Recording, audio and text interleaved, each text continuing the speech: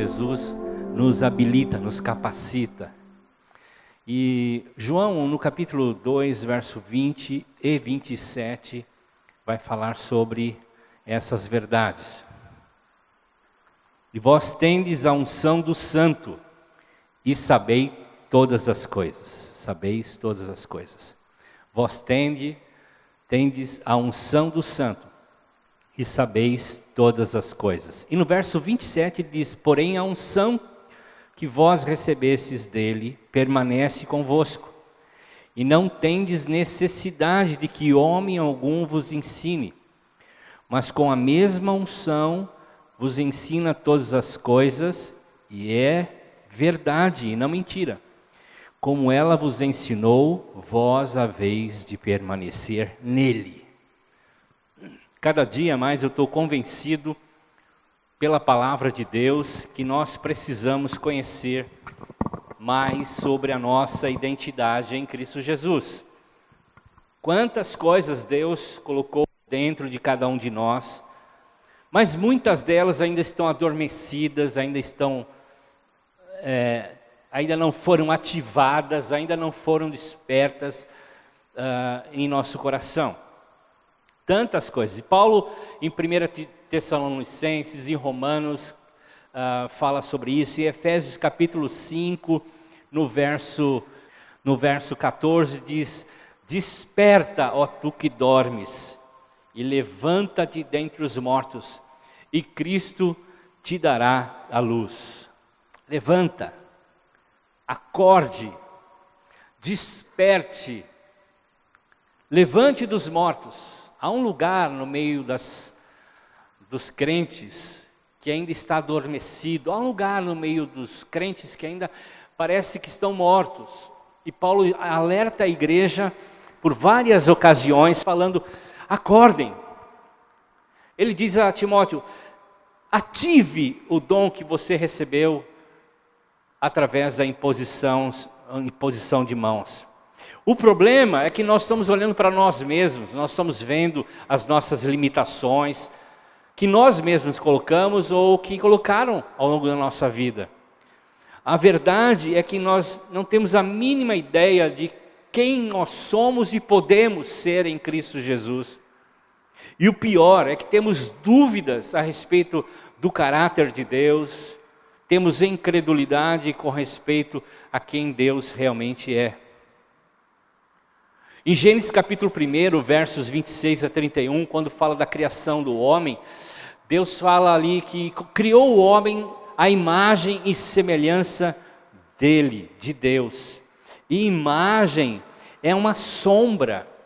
No dicionário Strong, diz que é uma sombra, uma ilusão, um reflexo, uma representação.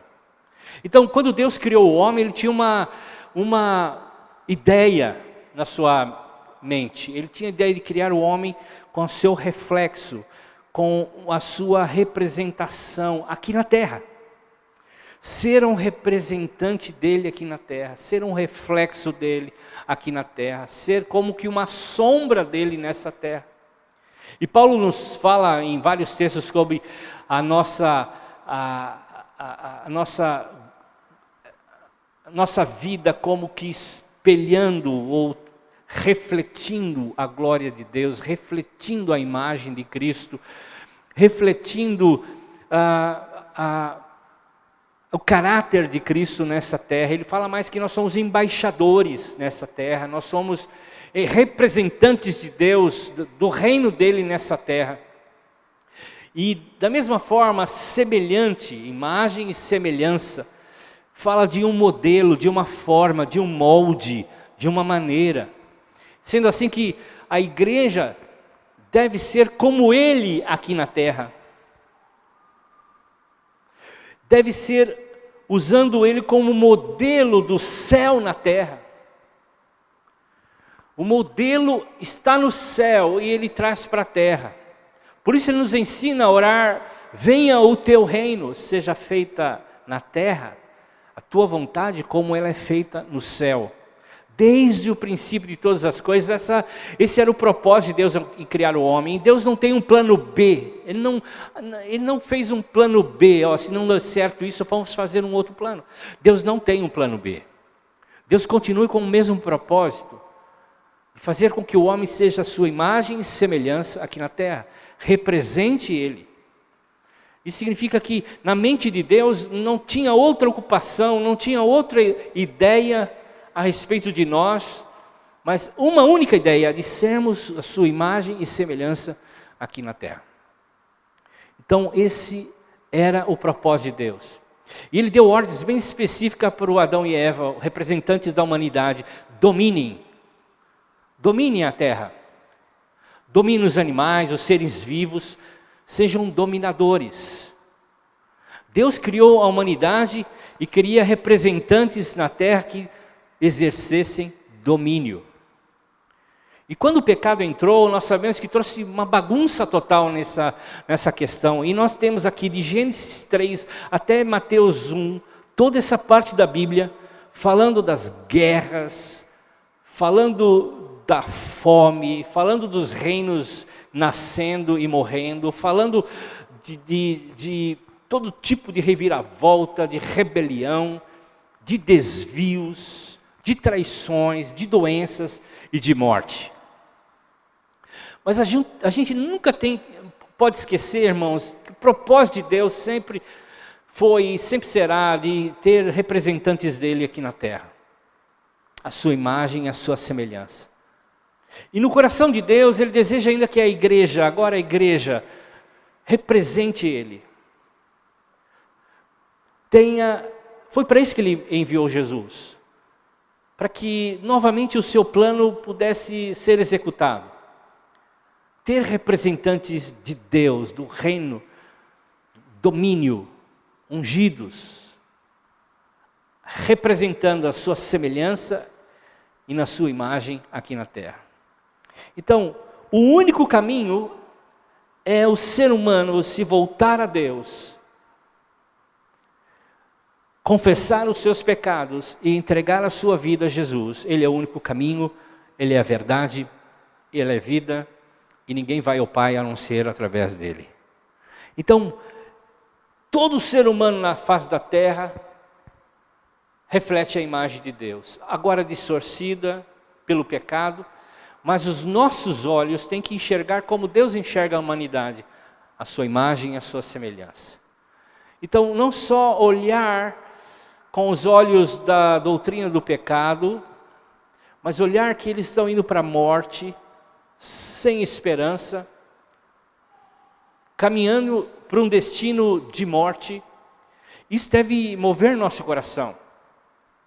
A gente tem que ter um profundo amor pelas pessoas e levar o reino de Deus a essas pessoas. Nós somos representantes de Deus na terra.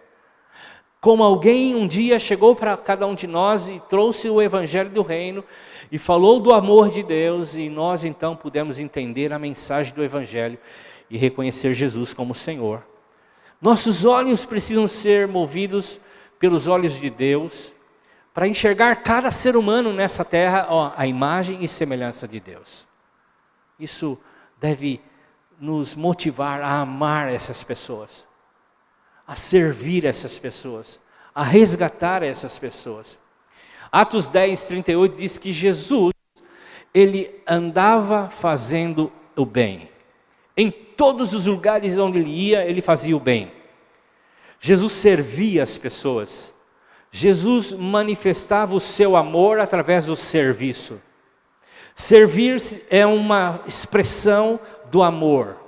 Jesus servia, Jesus andava fazendo o bem. E nós somos hoje o corpo dele aqui na terra. Nós somos Cristo na terra, o corpo de Cristo na terra. E está na hora da gente despertar do sono, de acordar da morte.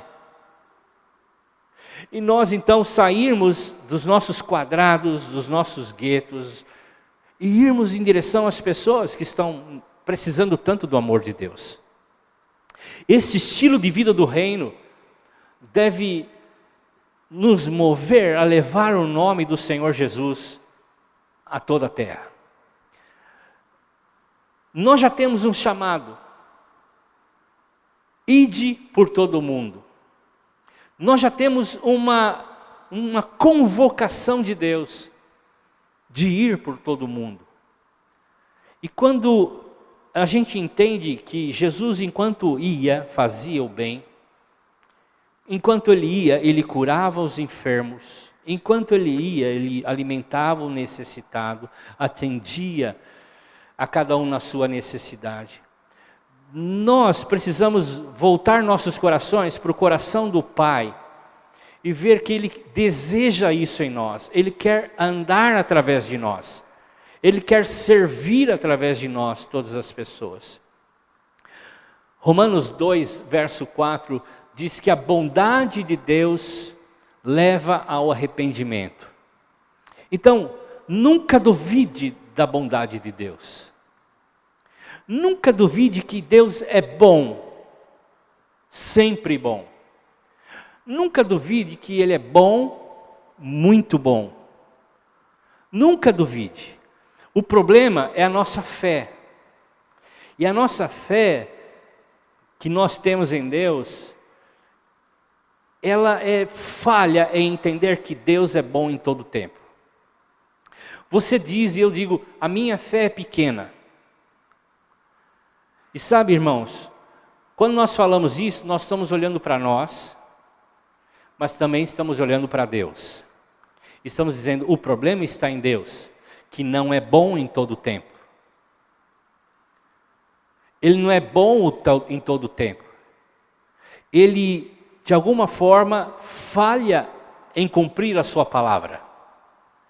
O problema da fé, quando nós falamos que a nossa fé é pequena, nós estamos olhando para Deus. Nós estamos olhando para nós mesmos, simplesmente dizendo que a nossa fé falha. Nós estamos arrumando um problema com Deus, porque estamos duvidando dEle.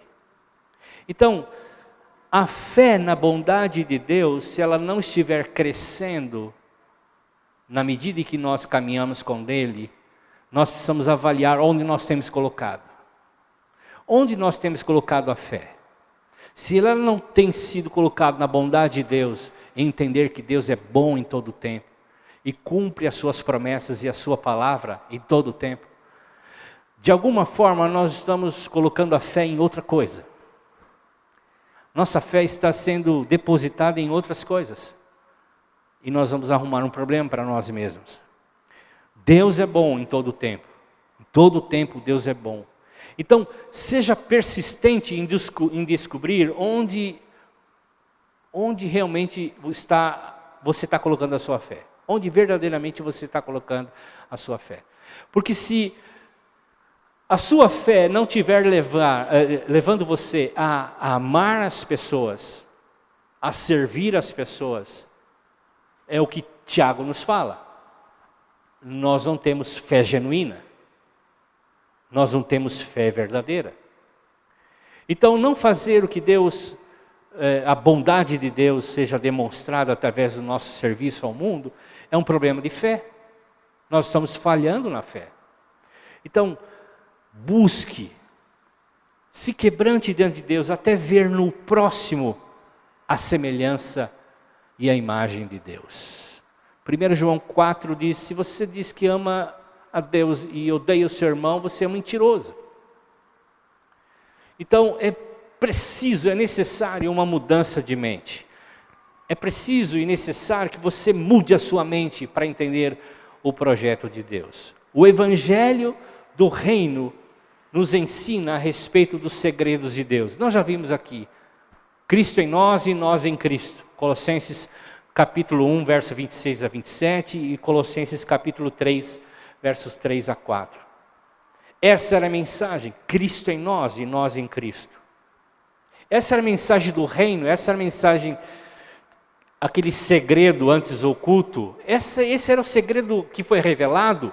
E Paulo diz, eu prego a todo homem, capítulo 1, verso 28 de Colossenses. Essa é a minha mensagem a todo homem. Então, quando nós entendemos essa nossa nova identidade, nós podemos compreender que o Espírito Santo está trabalhando em nós para expressar a imagem e semelhança de Deus por onde quer que a gente pise. Então, a chave, a essência é entender e viver Cristo em nós e nós em Cristo. Só assim nós vamos entender a estação que nós estamos vivendo. Nós vivemos em estações.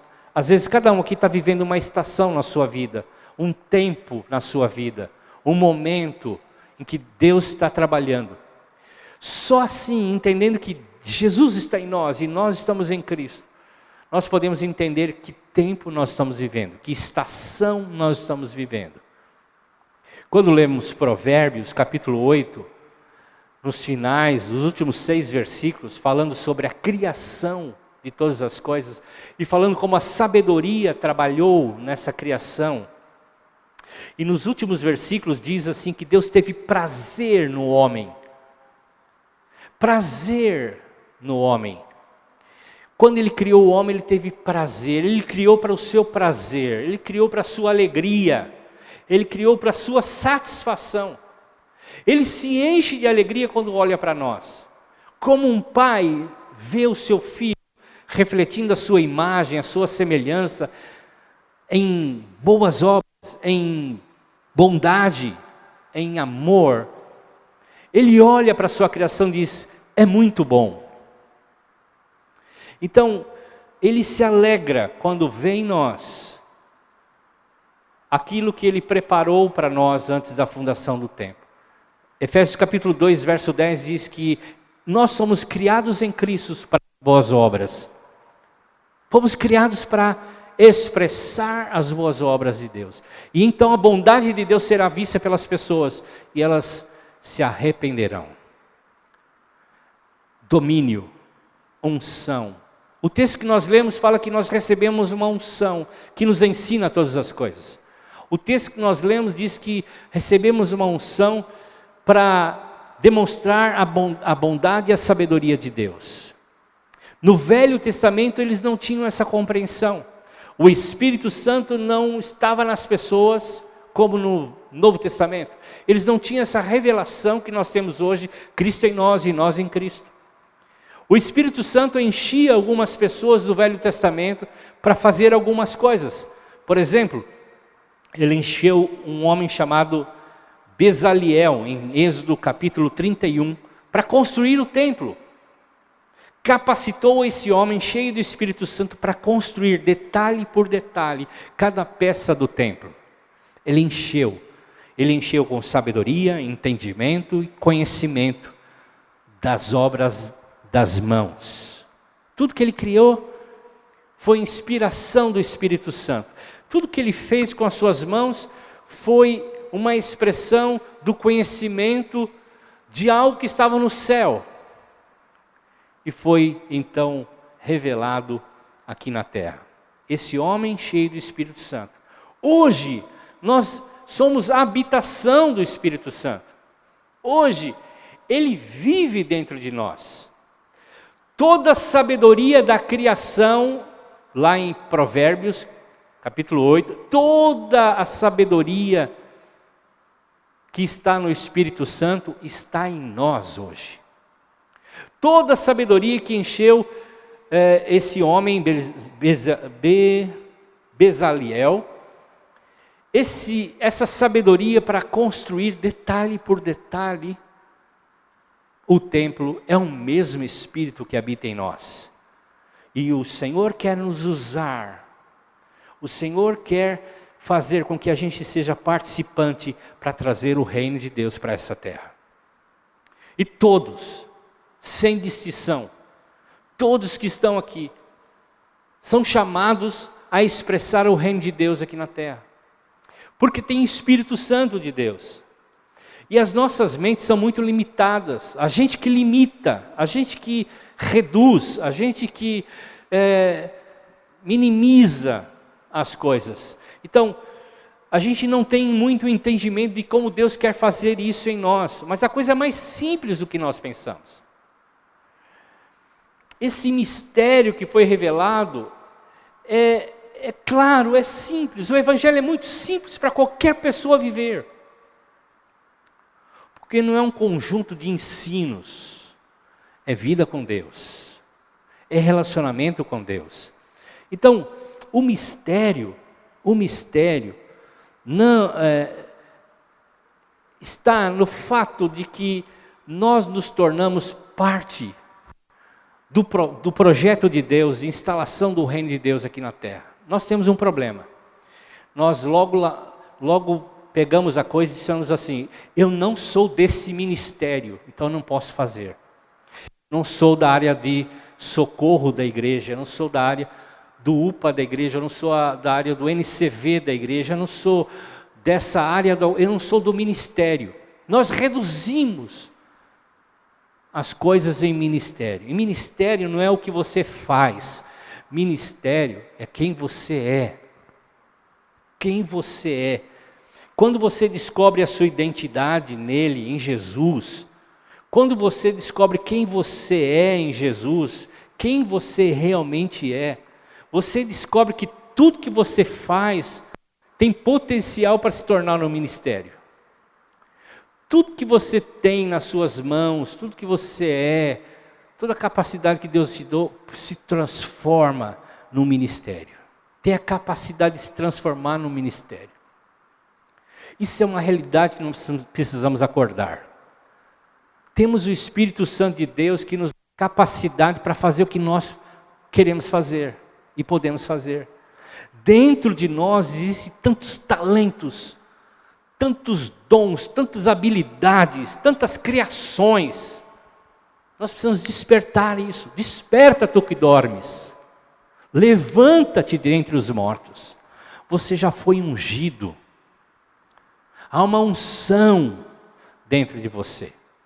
Há uma capacitação do alto em você.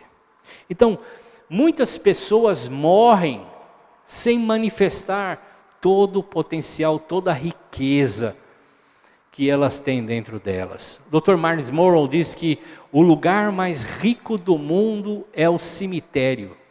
Mais rico que o Fort Knox, mais rico que as minas de diamante da África do Sul, mais rico que o Wall Street, mais rico que as reservas de petróleo da Arábia Saudita, mais rica, porque lá tem invenções, livros, sonhos, projetos que ninguém escreveu.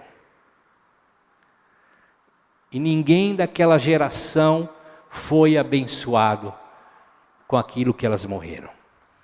Então abra sua mente. As coisas estão em movimento. As coisas estão se movendo. Estão em movimento. Aliás, nós precisamos entender que tudo se move para não cair. Ali é um homem se equilibrando ali, né? Tudo se move para se manter em movimento, precisa ter equilíbrio. Ou seja, para equilibrar precisa ter movimento. Essa é a palavra. Você para não cair, você precisa se mexer. Músculos atrofiam. Fique deitado numa cama durante meses. Você vai se levantar dessa cama, você não vai conseguir ficar em pé. Você precisa se movimentar. Jesus diz: ide, se movimente, saia do comodismo, levanta-te, desperte, porque há uma recompensa. Por que existe tanta resistência? Porque há uma recompensa. Há uma recompensa. Toda dificuldade tem uma lição, toda dificuldade tem um testemunho. Nunca se esqueça disso. Tudo que você está enfrentando como dificuldade tem duas coisas: uma lição e um testemunho. Isso vai te ensinar algo, mas você vai dar testemunho daquilo. Todo o problema que você enfrenta, toda dificuldade que você enfrenta, tem uma lição e tem um testemunho. Então, não tenha medo de ser contrariado. Não tenha medo de ser de alguma forma confrontado. Você deve agir conforme a sua nova identidade. Haja conforme a sua nova identidade. Você recebeu uma nova identidade em Jesus. Viva com essa nova identidade. Quando vierem dificuldades, quando vierem problemas, não haja como um homem natural. uma pessoa natural. Haja. Natural no sentido de ser humano sem Deus. Haja de forma com essa nova identidade que você recebeu. O diabo chegou para Jesus e disse assim: se você é filho de Deus, transforme essas pedras em pães. Então a grande tentação é provar aquilo que nós já somos. A nossa grande tentação é provar aquilo que já somos. Quando Jesus entrou no barco e viu uma tempestade, ele disse assim: foi para isso que eu vim, para acalmar essa tempestade.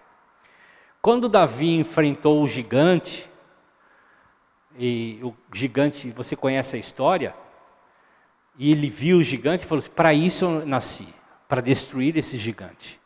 Então, quando o gigante, ou quando uma tempestade vier na sua vida, não foi por acaso, foi para te dar uma lição e te fazer testemunhar. Então, se erga nessa nova identidade, diz: foi para isso que eu nasci. É para isso que eu estou nesse mundo, para resolver problemas também. Eu sou igreja, eu estou aqui para resolver problemas. Então, entenda, não fuja dos problemas. Encare os problemas, as dificuldades. Você está nesse mundo para solucionar problemas.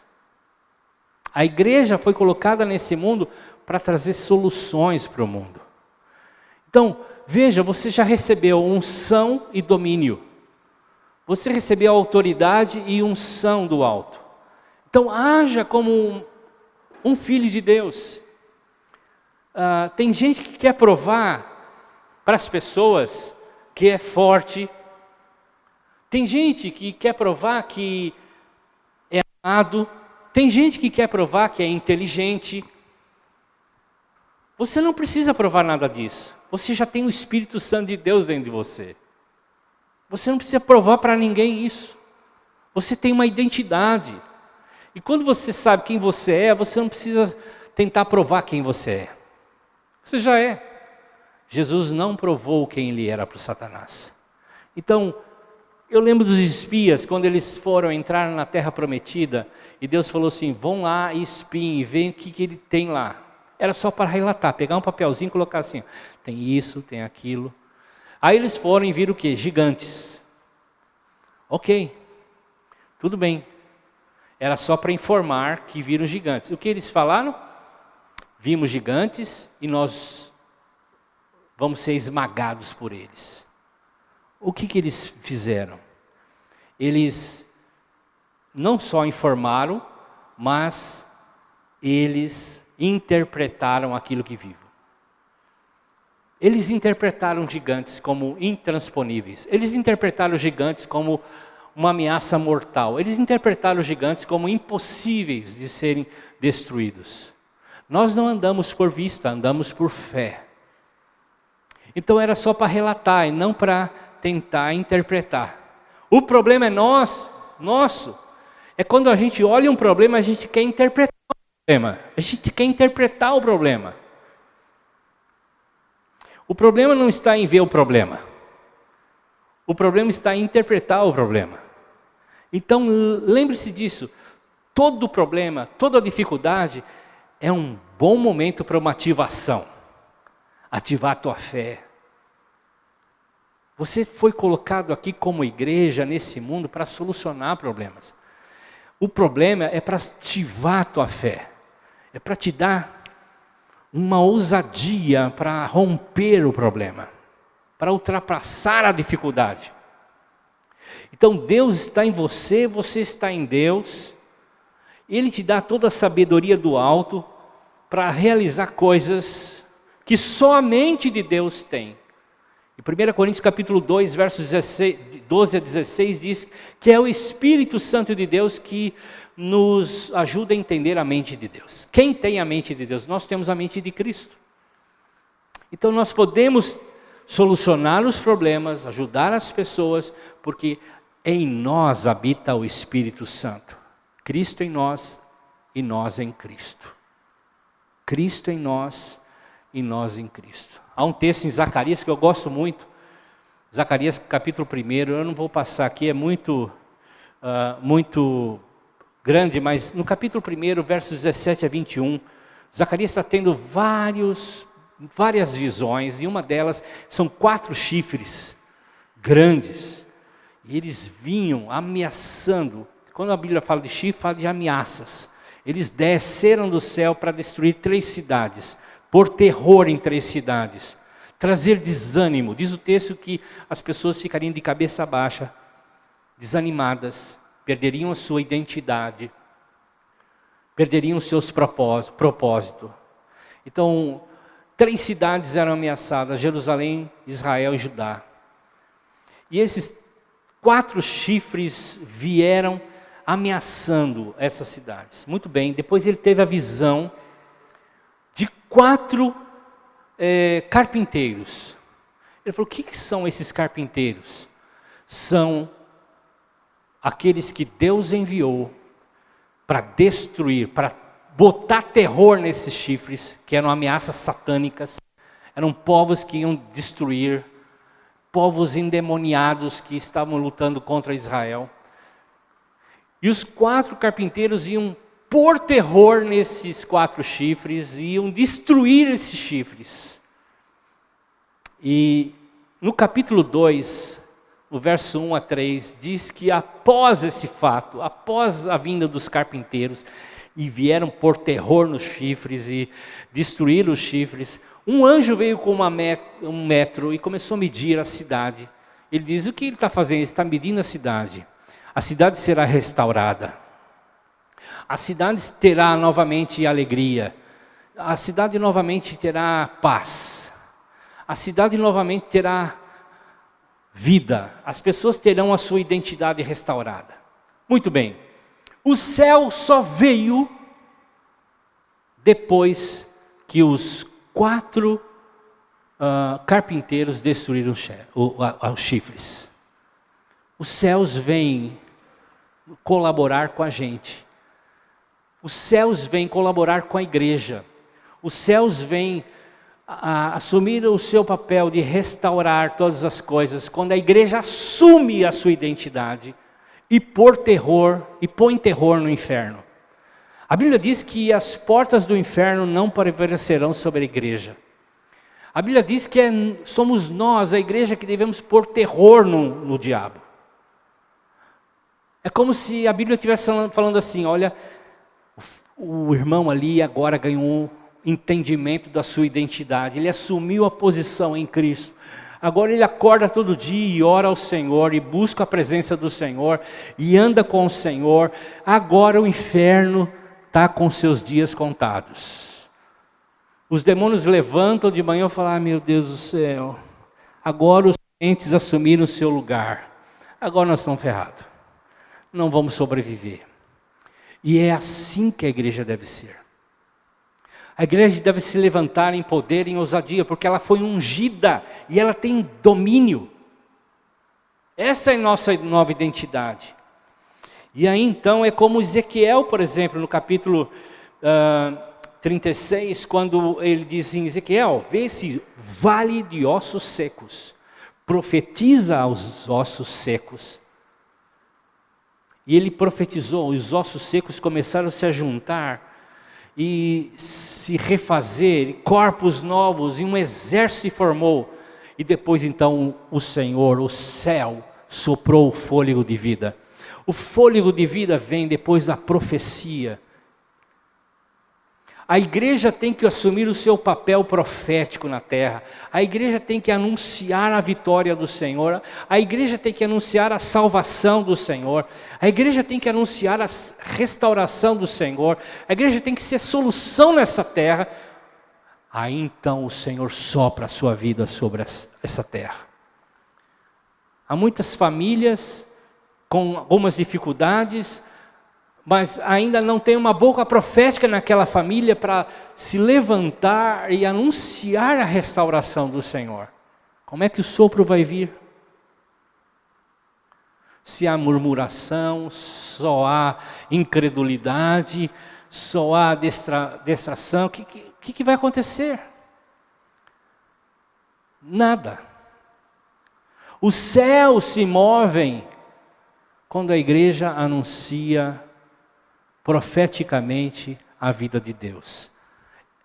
Efésios capítulo 3, verso 10 diz assim: para que agora os principados e potestades nos lugares celestiais possam conhecer pela igreja a multiforme sabedoria de Deus.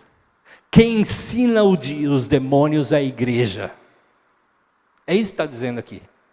A multiforme, que é como aquela roupa do José. Lembra que foi feita uma roupa toda colorida, cheia de traços, cheia de formatos. A multiforme sabedoria de Deus é revelada aos demônios pela igreja, dizendo assim: vocês estão perdidos. Aqui uma igreja na cidade que anuncia e proclama o reino de Deus, a vitória do Senhor. Então, é igreja, é papel da igreja. Eu e você, meu irmão, fomos chamados para anunciar a sabedoria, que é a inteligência de Deus. A mesma inteligência que criou todas as coisas. A mesma inteligência que habita em nós. Então a igreja, ela demonstra, não só fala, proclama, ela demonstra a sabedoria de Deus que aterroriza o inferno. É para isso que fomos chamados. É assim que o Senhor espera de nós. Cristo em nós, nós em Cristo, é a esperança da glória. E Deus, então, deseja e busca por isso. Busca por uma igreja assim. Ele diz: acordem, despertem, levante dos mortos. Eu e você não somos pessoas que não temos nada em nossas mãos. Nós somos pessoas equipadas com a unção e o domínio de Deus para anunciar o reino de paz eterno. Isaías capítulo 9, verso 7. Nós estamos aqui para anunciar a paz do Senhor. O reino de Deus é paz, justiça e alegria do Espírito Santo. Então, se junte a pessoas que vão fazer com que você cresça, que vão ativar isso em você, porque pessoas ativam isso em você. Se você deitar com os mortos, você morrerá. Se você deitar com os sonolentos, você continuará dormindo. Ative. Há pessoas que podem ativar você, pode fazer você crescer, pode fazer você se levantar e usar os seus dons e servir essa cidade. E servir com a sua capacidade. Lembre-se, os leões andam com leões. Eles não andam com hienas. Jesus não andava com os religiosos. Nós precisamos ativar uns aos outros. Nós precisamos entender que há pessoas que podem nos ativar. Se situações nos ativam, se problemas nos ativam, pessoas nos ativam também. Então, a gente tem que andar conforme a identidade que Deus nos deu. Carregamos uma autoridade, somos embaixadores do reino, somos ungidos, untados pelo Espírito Santo, revestidos do Espírito Santo. Então, se a sua luz, por exemplo, pode brilhar em qualquer ambiente, não haverá então nenhum lugar onde a escuridão não possa resistir à sua luz. Nada pode resistir. Jesus disse assim: você é a luz do mundo. Faça brilhar, tire aí a cesta da sua vida. Desperta tu que dormes. Levanta de entre os mortos. Você foi ungido, você foi ativado. Você está sendo ativado, você tem o domínio, a autoridade de Deus nessa terra. A gente tem que fugir do evangelho escapista. Gente, pelo amor de Deus, chega do evangelho escapista. Eu vou para o céu, eu já sou salvo, agora estou só esperando Jesus. Isso é evangelho escapista. Isso não empodera ninguém, não te dá a graça para você sair e evangelizar. Isso te dá só um colchão para você dormir e um caixão para você morrer. Fuja do evangelho escapista. Você é templo de Deus e as pessoas estão buscando um Deus para adorar. Você pode demonstrar Deus na sua vida, onde as pessoas vão conhecer e se render a Ele. Então, tudo que você fizer vai revelar Deus. Tudo que você fizer vai mostrar quem Deus é. E a gente tem esse potencial. Jesus disse assim: quem vê a mim, vê o... Quem? O Pai. Quem vê a mim, vê o Pai. Jesus está dizendo assim: olha, eu sou movido pela compaixão. Eu sou movido pelo amor. Compaixão é amor em ação. Então, Deus é o meu Pai, e o meu Pai é amor, e Jesus só faria o que o amor faria. Jesus disse assim: eu faço o que eu vejo o meu Pai fazer. Eu só faço o que eu vejo o meu Pai fazer. Então meu Pai é Deus, meu Pai é amor, e tudo que eu faço é o que o amor faria.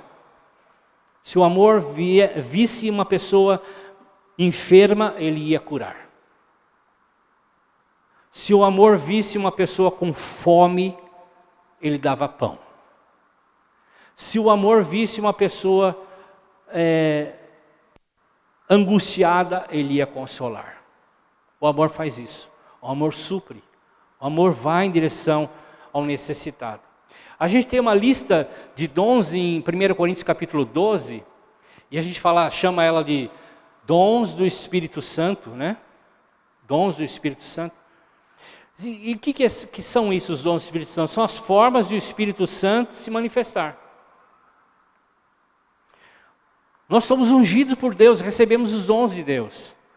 E se você observar a relação de dons que está ali em 1 Coríntios capítulo 12, ela atende qualquer necessidade humana. Ela atende toda necessidade humana, toda. Você precisa de cura, dom de cura. Você precisa de direcionamento, dom de sabedoria. Você precisa de algo a respeito, saber de algo a respeito de alguma coisa, dom de conhecimento. Você precisa saber os pensamentos de Deus, dom de línguas. Você precisa entender o que são esses pensamentos, dom de interpretação de línguas. Você precisa de provisão, de proteção, dom de fé. Você precisa de encorajamento, você precisa de um up, dom de profecia. Todas as necessidades humanas, todas. Porque os dons não são místicos. É a forma de como Deus cuida das pessoas. Os dons são a forma que Deus nos dá para ajudar as pessoas. E os dons são dados por Deus para que a gente possa ajudar o mundo, os necessitados, os que estão precisando. E o Espírito Santo nos deu os dons para atingir todas as esferas humanas. E o amor é a forma pela qual os dons devem ser ministrados. 1 Coríntios 13 foi lido aqui. Foi após a listagem dos dons, tem um amor, que é a forma pelo qual os dons devem fluir. Você deve estar perguntando assim: eu não tenho esses dons. Eu não posso ajudar as pessoas porque eu não sei meu dom. Não fale isso.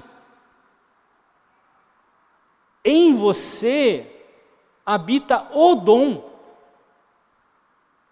O Espírito Santo de Deus, que tem todos os dons. Em você habita, você foi ungido, foi empoderado com domínio para exercer todos os dons do Espírito, porque o Espírito Santo habita em você, Ele é o dom, Ele é o dom, Ele é o presente, Cristo em nós e nós em Cristo. Então a unção, o próprio ungido, o Messias que é ungido, que é a unção, está em nós, está dentro de nós. E Ele tem todos os recursos então. Então, não tenha medo. Não tenha medo. Não tenha receio. Você tem dons. você precisa entender o seguinte: o problema é amor, não é dom. É o quanto você vai amar as pessoas, é o quanto você vai amar ao ponto de dar um passo à frente e deixar o Espírito Santo fluir em você através do dom. O problema é amor, não é dom. Então nunca diga assim: eu não tenho esse dom. Você tem o dom dentro de você, o Espírito Santo de Deus que tem todos. O problema é amor. Se nós amamos as pessoas ao ponto de fazermos um risco, porque fé é risco, dá um passo à frente e deixar Deus fluir. Jesus nunca parou para pensar assim: será que eu tenho esse dom? Jesus nunca parou para dizer assim: poxa, será que tenho fé suficiente? Jesus nunca parou para dizer assim: será que eu orei o suficiente? Será que eu fui ungido o suficiente? Jesus nunca parou para pensar. Jesus simplesmente ia. Jesus não passou pela cabeça de Jesus nada disso. Jesus sempre ia. Andava fazendo o bem. E ele deixava o Espírito Santo de Deus fluir na vida dele. E você estudou aqui João com o pastor Jimmy, uns bons domingos, e viu os milagres que ele fez. A vida de Jesus. Se você olhar os evangelhos, você vai ver a simplicidade da vida de Jesus. Ele ia, andava e fazia o bem. Deixava o Espírito Santo fluir. Então, ele sempre atendeu algumas categorias, são 6, por exemplo: doenças, finanças, desastres naturais, escassez de alimento, pecado e morte. Esses 6 categorias de problemas, Jesus lidou facilmente com elas. Jesus era a solução para cada uma delas. Ele disse para os discípulos assim: vão e façam o mesmo. Ele deixou essa incumbência para a igreja. Vocês vão, meu poder vai sobre vocês, estarei com vocês todos os dias, eu em vocês, vocês em mim. Vou te dar autoridade, domínio, para fazer todas as coisas que você precisa fazer. O meu Espírito está em vocês. Se eu não for, o Espírito não vai vir. Então eu vou para o Pai, mas o meu Espírito estará em vocês. E vocês vão poder fazer todas as coisas. Então, lembre-se disso. Lembre-se disso. Jesus sempre que teve algum problema, ele estava pronto para trazer a solução do problema. E todos os problemas do mundo se encaixam nessas 6 categorias. E a igreja foi empoderada pelo Espírito Santo para ajudar e solucionar essas 6 categorias. Lembre-se disso. Você é pleno do Espírito Santo. Você é cheio do Espírito Santo. Você foi ungido pelo Espírito Santo. Você recebeu autoridade e domínio sobre todas as coisas desse mundo, sobre todos os seres vivos. Uma bactéria, uma célula cancerígena, todo ser vivo. Essa autoridade que Deus deu a Adão e Eva, essa autoridade que Deus deu à sua igreja, restaurando o primeiro propósito e maior propósito, que era fazer com que ele tivesse filhos semelhantes a Jesus aqui na terra. Que fossem cheios de Deus, da unção de Deus e tivessem domínio. Você recebeu uma unção. Você recebeu domínio. Então, vá. Acorde. Levante dos mortos. Não fique entre os mortos. Não fique entre os sonolentos. Se levante. Deixe o Espírito Santo de Deus agir em você. Cumpra o propósito de Deus que Ele tem para a sua vida. Amém, queridos? Igreja, precisamos acordar. É tempo. Deus deseja e anseia que essa igreja, comunidade de evangelizações, seja uma igreja onde Ele possa encontrar unção, e nós já fomos ungidos, e domínio, e nós já fomos empoderados. Vamos acordar? Vamos levantar dentre os mortos? Amém? Vamos ficar em pé. Ore com a pessoa ao seu lado. Diga a ela profetize sobre a vida dela, abençoe a vida dela. Diga para ela, você é ungido do Senhor, você tem domínio de Deus, Deus te deu autoridade.